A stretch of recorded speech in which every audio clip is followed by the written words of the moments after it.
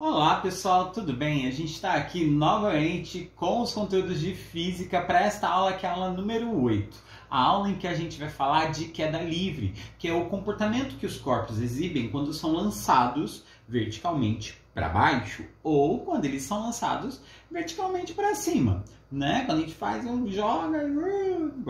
Bom, enfim, eu sou CG, sou professor e eu tô aqui tentando te ajudar. Você é aquele cara que vai prestar vestibular e se enrola na ciência da natureza? Bom, eu estou aqui na playlist de física, mas eu estou também com uma playlist de química e de biologia. É só caçar aí no canal que você vai achá-las ali, ó, pontinho para estudar. Se você está aqui, e eu espero que você tenha vindo por causa de outros vídeos do canal, por favor, curte, comente, compartilhe, se inscreva! Se inscreve no canal, afinal de contas é só assim que o YouTube vai perceber que a gente está aqui e vai finalmente monetizar essa conta e valorizar o professor brasileiro.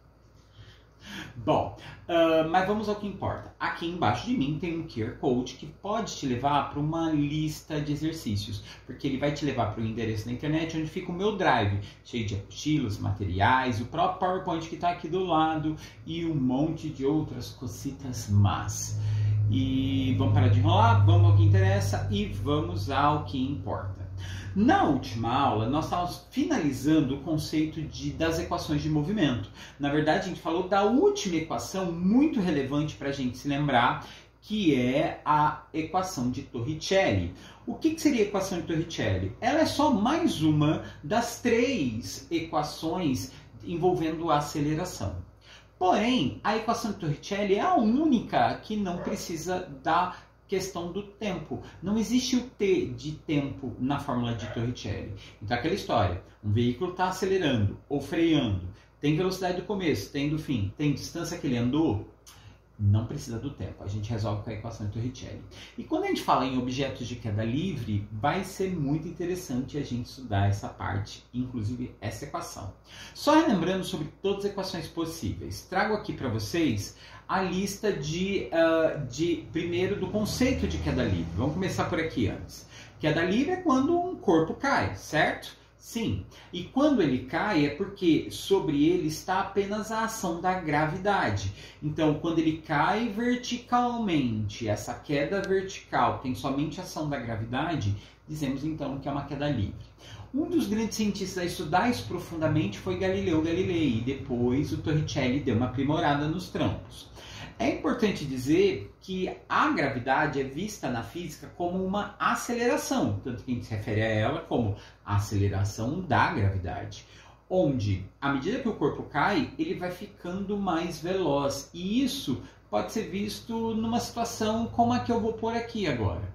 Aqui no planeta Terra, se eu tiver uma arvorezinha, tá aí o desenho da arvorezinha para você, e no topo dessa arvorezinha tiver uma maçãzinha lá, presa na árvore e tudo mais, bom, se ela está presa, está parada no topo, a velocidade dela vai ser zero. Qualquer corpo em repouso, velocidade zero. Só que um fenômeno interessante é que aqui na Terra, cada segundo que vai passando e esse corpo vai caindo, a velocidade dele vai aumentando, ele vai ficando mais veloz. E aí, um segundo depois, a velocidade dele é 10 metros por segundo.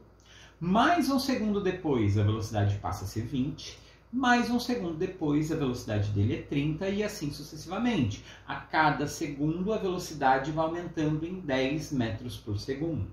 Por conta desse número, que não é uma coincidência, nós dizemos que a aceleração da gravidade ela tem um valor fixo, que a gente arredonda para 10 metros por segundo ao quadrado.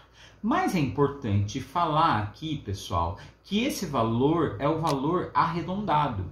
O valor real seria 9,8 metros por segundo ao quadrado. Tá? E isso também vai variar em alguns pontos do planeta. Ela vai ser 9,8 se você estiver na região do Equador.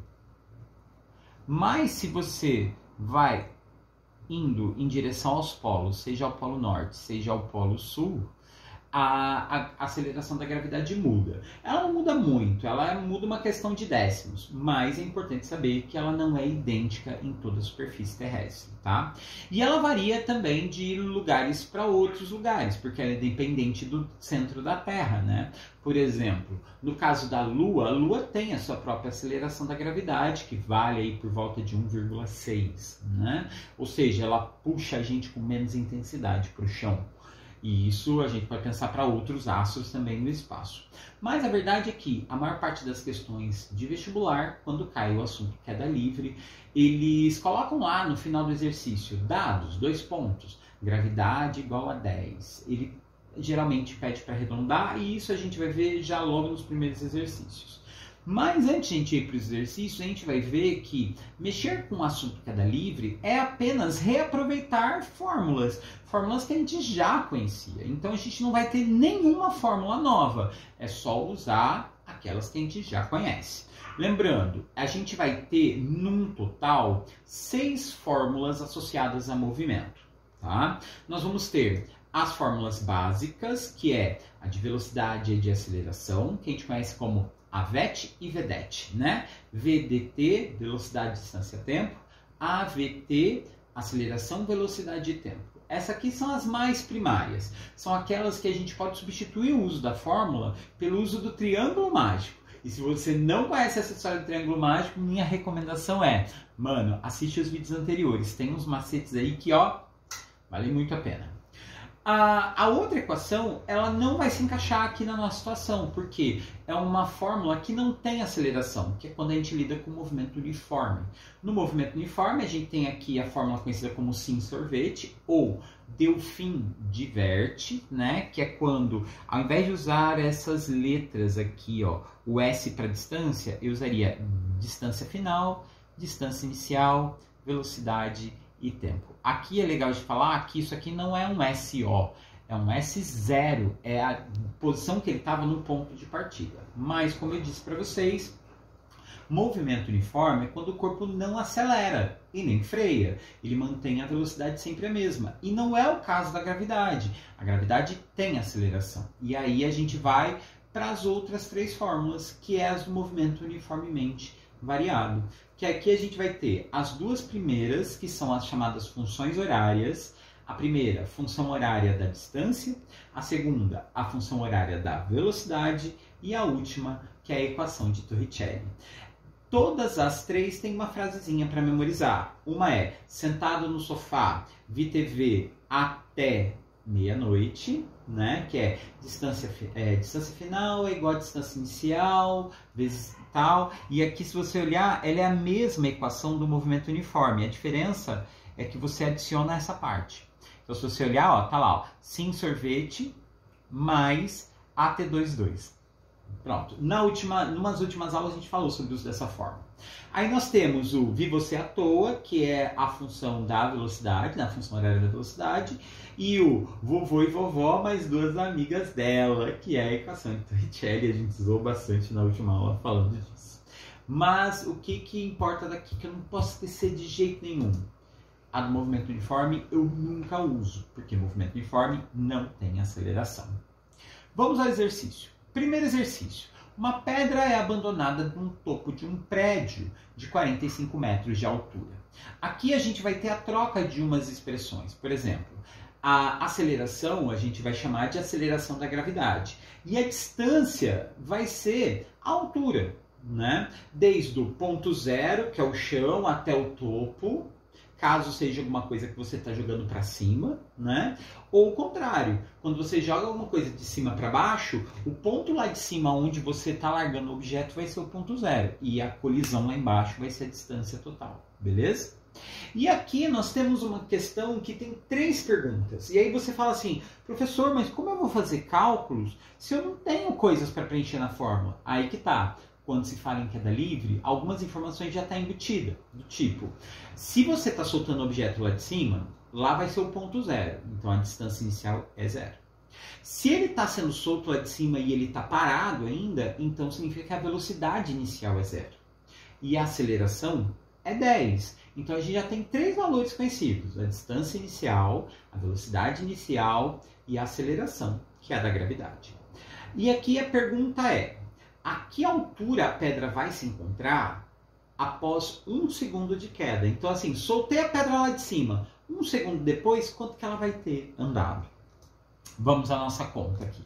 A primeira coisa que a gente precisa é, se ele apresenta para a gente um tempo, eu vou ter que usar uma das duas funções horárias. E como ele deu para a gente uma informação de altura, né, ele quer saber uma distância que a pedra andou, só tem essa. É a única fórmula que junta aceleração, tempo e distância. Né? É a fórmula grande, que é sentado no sofá, vou na TV até a meia-noite, ou vi na TV até a meia-noite. Beleza. Distância final, não sei. Distância inicial é 0, a velocidade inicial é 0 e o tempo é 1. Notem que nessa fórmula o tempo aparece 2 vezes. Ele aparece aqui e aparece aqui. Uma vez sem o ao quadrado e a outra vez no ao quadrado. A aceleração, 10, porque é da gravidade. Bom, essas duas partes que tem 0 aqui, eu já posso tirar fora, porque 0 não faz conta, e 1 vezes 0 também não. Então só sobra essa parte da fração. 1 ao quadrado é 1 mesmo, e aí fica o quê? 10 vezes 1, 10 dividido por 2, 5. Então, quando eu soltar a pedra vai ter andado 5 metros. Como se trata de um prédio de 45 metros de altura, aqui a gente tem que ficar atento, porque o prédio todo tem 45 metros de altura. A pergunta é, 1 segundo depois, a pedra vai estar em que altura do chão? Bom, a pedra já vai ter andado 5 metros, então significa que ela vai estar a 40 metros do chão. A resposta aqui é 40 metros, beleza? E não 5 metros. 5 metros é o quanto ela andou durante a queda, mas a pergunta é a quantos metros ela está do chão. Beleza? Essa é a primeira parte do exercício.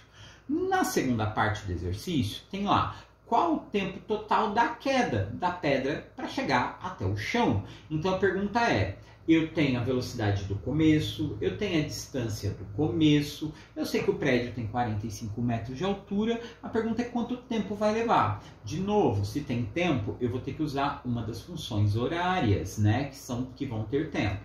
E aí o que a gente vai ter? Bom, de novo eu vou recorrer à mesma fórmula, aquela que tem distância, porque eu tenho informação da altura. Eu sei que a pedra vai percorrer 45 metros, que é a altura toda do prédio. Então, o 45 é a distância final, que é a chegada dela no chão. O ponto de partida dela é 0, a velocidade inicial é 0, porque a pedra parte do repouso, e o tempo é a parte que eu não sei, porque eu não sei quanto tempo vai levar. E aí eu vou executar essa fórmula. De novo, duas partes dela vão cair fora, porque essas partes iniciadas com o 0, essas duas partes caem fora. Sobra só a parte da fração lá, que tem o t ao quadrado e o 45. Beleza. Recomendação. Tem duas formas de resolver isso aqui. Como 10 está vezes, você poderia simplesmente dividir o 10 por 2 e acabar com aquela fração de uma vez. Ficaria 5. Ou eu passo esse 2 que está dividindo para o outro lado vezes, né? E aí, se eu passo vezes, fica 90. O 10 que está vezes passa dividindo, então fica 90 dividido por 10, que vai dar 9. E como o tempo está ao quadrado, ele passa para o outro lado fazendo uma raiz. E a raiz de 9 é 3. Então, o tempo que vai levar para a pedra cair até o chão vai ser 3 segundos. Esse é o tempo total. Beleza? Tá. Respondida então a letra B. Letra A, ele andou 40 metros. Letra B, ele gastou 3 segundos para chegar no chão. E a letra C vem assim, qual a velocidade com que a pedra se choca no chão, né? E aí, eu vou precisar usar esse formulão enorme. Bom, pensa comigo, vamos fazer o raciocínio. Tenho 3 fórmulas possíveis. Eu tenho a função horária da distância, que é esse formulão gigante. Eu tenho a função horária da velocidade, que é aquele vi você à toa. E eu tenho a equação de Torricelli. Eu tenho o tempo, eu tenho a distância que a pedra vai percorrer, e eu tenho a velocidade inicial e eu tenho a aceleração. Eu só preciso da velocidade final. Como eu tenho velocidade final, esta equação grandona não nos serve. Então, ou eu uso a equação de Torricelli, e aí na fórmula eu aplicaria aquele 45 metros na distância total, ou eu uso a função horária da velocidade, que é onde eu vou porque ela é uma equação bem mais curta. A equação horária da velocidade é basicamente a da AVET, porque a aceleração é 10, né? A gente sabe, a aceleração da gravidade é 10. O tempo gasto foi só 3 segundos, como está dividindo passa-vez, e aí a velocidade 10 vezes 3 vai dar 30. Então ele colide no chão a 3 metros por segundo. Tá? Então ele parte do zero, ele vai aumentando lá, primeiro segundo virou 10, segundo segundo virou 20 e depois terceiro segundo virou 30. Essa é a chegada dele no chão a alta velocidade. Lembrando que metros por segundo, para converter para quilômetros por hora, é só fazer vezes 3,6. Então, 30 vezes 3,6 vai dar 108 km por hora. Uma única pedra, hein? Puta velocidade. Se alguém estiver embaixo, morre. É uma bruta pedrada. Vamos para uma próxima questão. E essa questão é uma questão da FUVEST de 2010. Eu acho essa questão extremamente curiosa. Porque ele basicamente conta a seguinte história. Ele vai contar a história de um desses filmes de ação. Que uma pessoa tem que pular da ponte e cair em cima de um caminhão. Mas ele não tem só que cair em cima do caminhão. O ideal é que ele caia no meio do caminhão. E o que a gente tem de informações para essa situação? A situação está assim, ó. Numa filmagem, no exato instante em que o caminhão passa pela marca no chão, um dublê se larga do viaduto e cai dentro da caçamba. Ele tem que cair dentro da caçamba, né, do caminhão. A velocidade V do caminhão é constante, então a velocidade está sempre a mesma. Então é um movimento uniforme, a do caminhão passando. E o dublê começa a sua queda. Lembrando que se ele está caindo, é uma queda de acordo com a gravidade, é um movimento uniformemente variado. E aí, meus queridos, a pergunta é, a altura da ponte até o caminhão é 5 metros e a caçamba do caminhão tem 6 metros. A pergunta é, qual deve ser a velocidade ideal para que o cara, na hora que pule, fique bem no meio da caçamba, bem ali no meio, então 3 metros de distância percorrida, né? Ele cai bem junto. Qual a velocidade que tem que estar o caminhão? Bom, primeiro a gente tem que investigar o processo dessa queda, né? Porque como a gente está falando, é queda ali, o cara vai se soltar. Ele vai cair e ele tem que chegar a uma altura de 5 metros, né? Que é onde está o caminhão.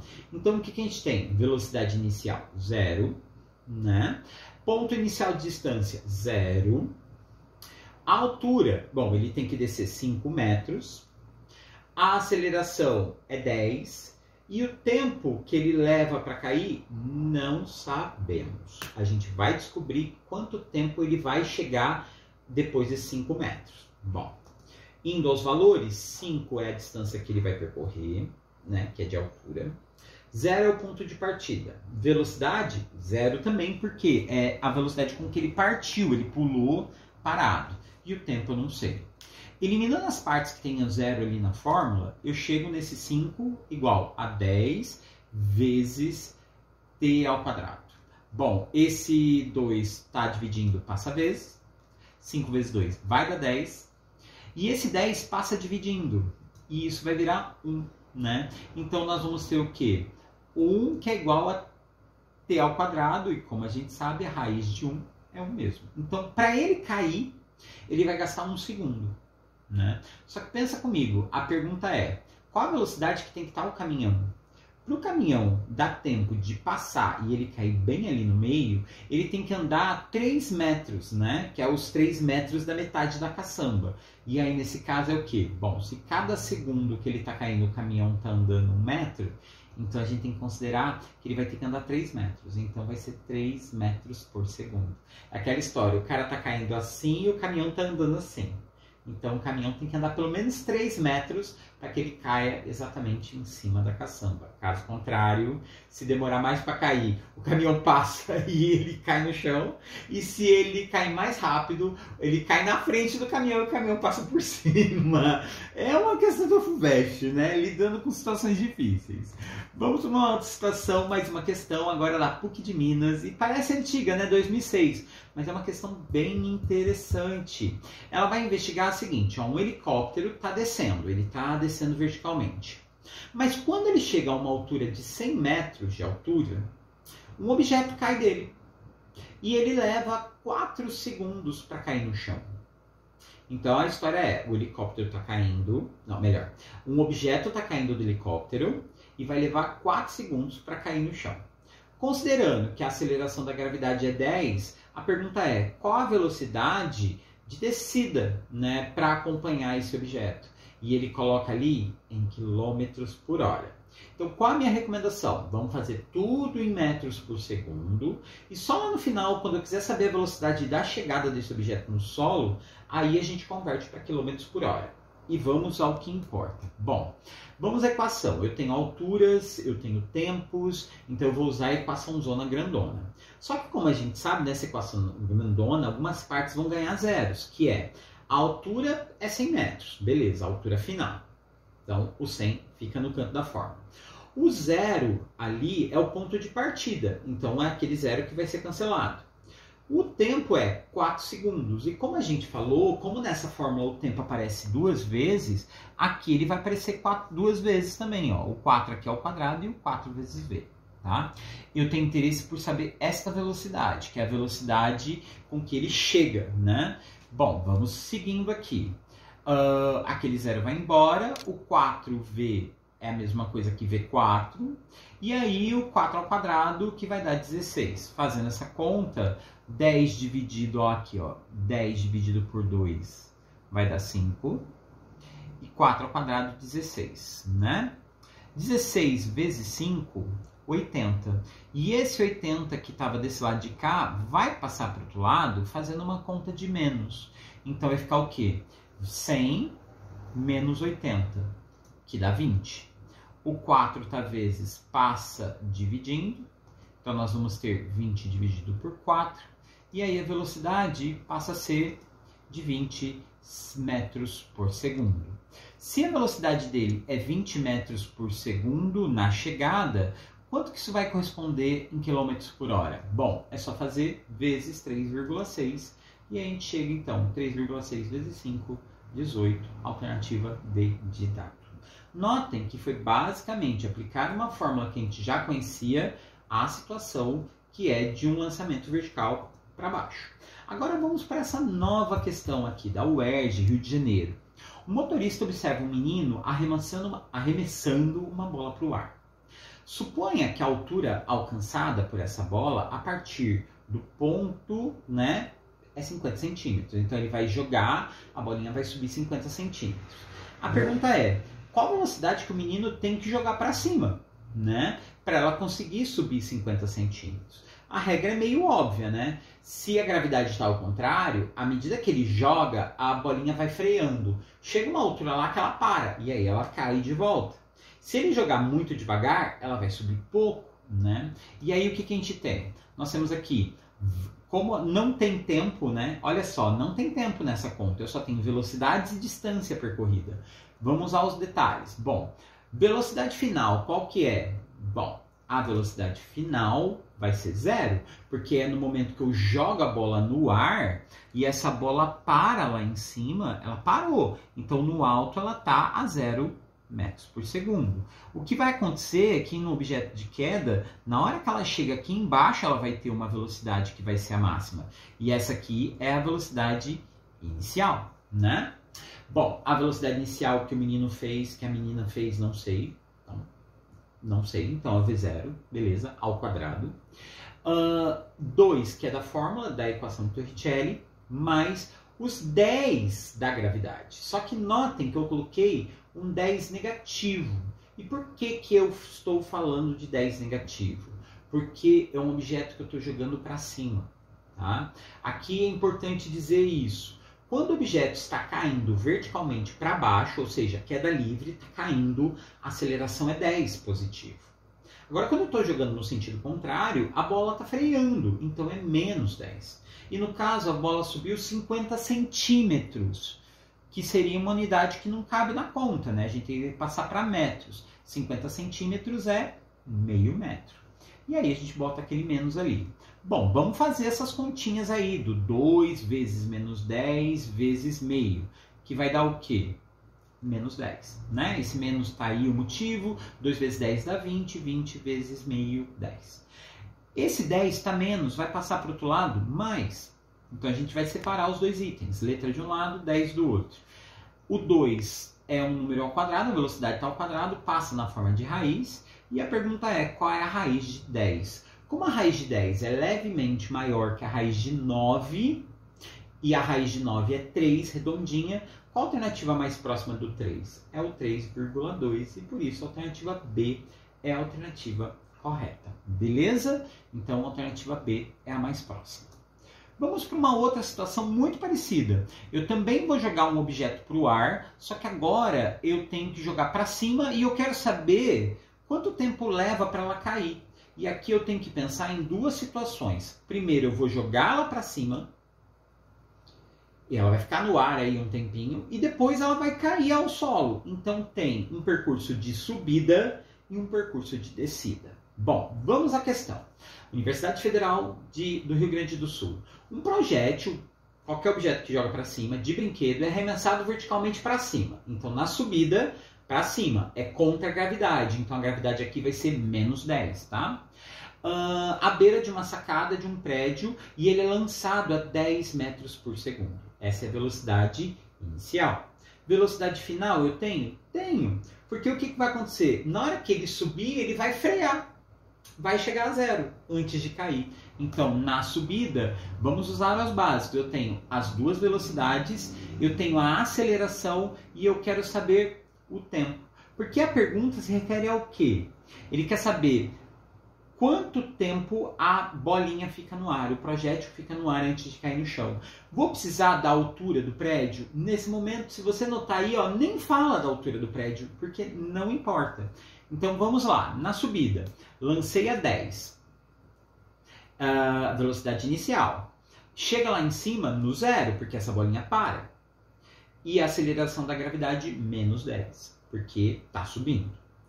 Joga esse 10 que está aqui positivo para o outro lado negativo, fica menos 10 e menos 10. Esse 10 vezes passa dividindo, então fica tempo menos 10 dividido por menos 10, sinais iguais mais, e o tempo dura 1 segundo. Esse período de subida aqui dura 1 segundo, tá? Até ele parar.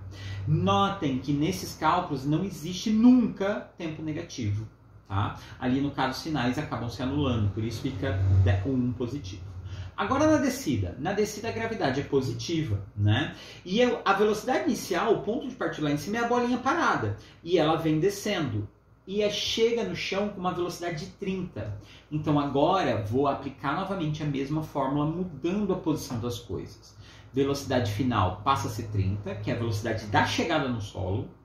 A velocidade inicial é 0, porque é o topo lá no alto, onde ela parou antes de começar a cair, e a aceleração da gravidade, mais 10. Aquele 0 acaba se anulando, e esse 10, vezes, passa então dividindo. 30 dividido por 10, corta 0, fica 3 segundos. Então, no processo da queda do prédio, levou 3 segundos.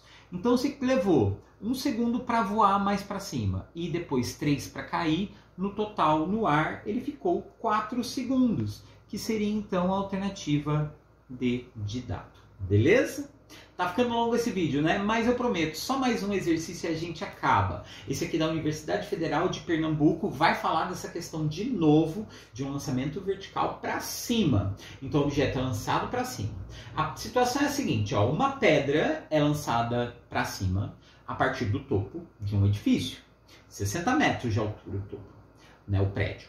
E ele tem uma velocidade inicial, a gente lança ele com uma velocidade inicial de 20 metros por segundo. Tá. Então o que eu tenho? O objeto vai subir e depois cair. Beleza. A pergunta é, desprezando a resistência no ar, né? Porque a gente sabe o ar atrapalharia, né?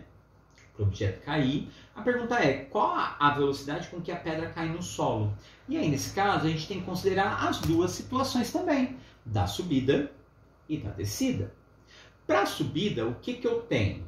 Eu tenho aqui eu tenho uma distância, eu tenho a aceleração da gravidade, que vai ser negativa, eu tenho a velocidade, né, de partida, que é 20, E eu tenho de onde ela vai chegar lá no topo. Ela vai subir e vai parar lá em cima, que é 0. E aí, então, vai ficar faltando quem? Bom, eu não sei a distância que ela subiu, né? Porque o prédio tem 60 metros de altura. Mas se eu estava lá no topo e joguei a pedra para cima, isso significa que essa pedra subiu mais um tantão. E é isso que a gente precisa descobrir.